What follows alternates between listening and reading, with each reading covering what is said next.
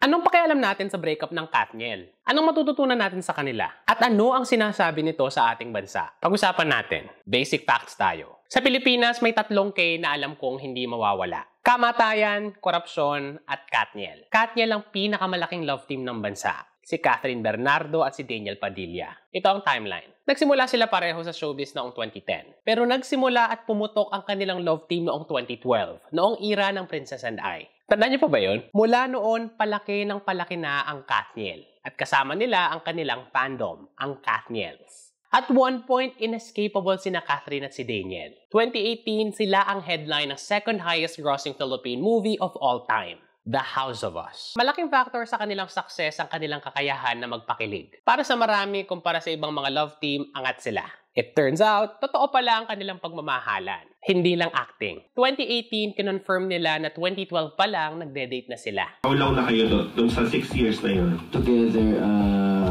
basta more than 5 years na.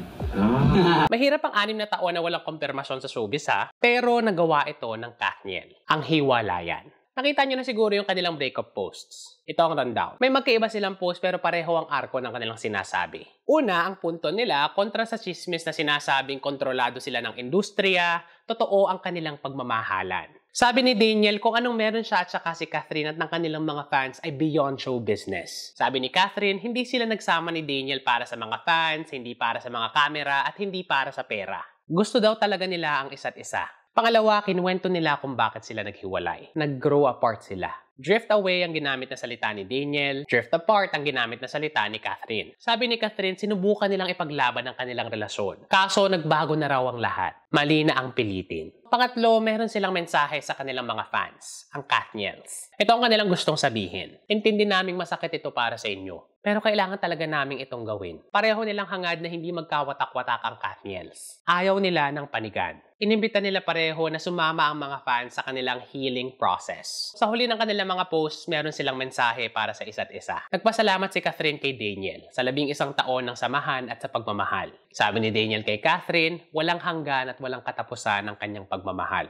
Parang maayos naman yung kanilang breakup. So bakit sobrang affected tayo? Obviously, ang mga fans affected. Pero bakit kahit yung mga hindi sumusubaybay affected din? Bakit nakikireact din tayo? At marami pang ang nakikichismis. May kanya-kanya tayong dahilan. Pero may dahilan din kung bakit napakalaki ng impact ng paghihiwalay ni na Catherine at saka ni Daniel. Dahil naging pampubliko ang kanilang pagmamahalan sa isa't isa, naging simbolo na sila. Simbolo ng ideal na relasyon. Sa showbiz at sa totoong buhay. Puna tayo sa sinasabi ng mga eksperto at mga psychologist. Sabi ng mga scholar na bubuhay tayo sa mundo kung saan iisang itsura lamang ng relasyon ang ideal. Ang happy ever after. Yung walang kamali-maling pagmamahalan. Yung relasyon na palaging umaga. Yung palaging romantiko. Yung walang tigil ang kilig. Yung nagkakatuluyan. Babad tayo sa mga kwento na dapat makamit natin ito. Kaway-kaway sa Disney, itong ideal na love life na ito, pinoproject natin sa ating mga artista. Numero 1 dyan ang power couple na Katniel. Pero damay dito ang lahat ng love team. Sila ang nagiging modelo ng ating ideal. Kaya nga meron mga hiritan na gusto ko ng relasyon parang Katniel. Dito papasok ang problema. Tao rin ang mga artista. Maganda o gwapo man sila, nakakapagpakilig man sila, tao pa rin sila.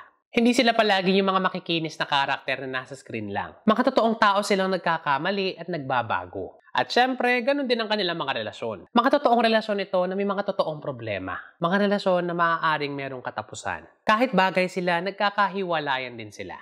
Malayo sila sa ideal na pinapalabas. Ito ang dahilan kung bakit marami sa atin ang affected sa paghihiwalay ni na Catherine at Daniel. Isang malaking taga ito sa ating ideya ng happy ever after. Napaisip tayo bigla. Kung si Catherine at saka si Daniel nga hindi nagkatuluyan, paano pa kaya tayo? Kaya ang slogan ngayon, walang forever.